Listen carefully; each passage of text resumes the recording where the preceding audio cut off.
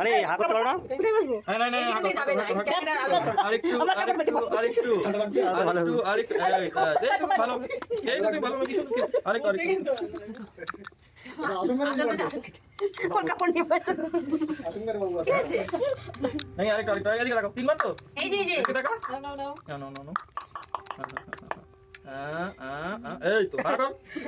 এই তো এই তো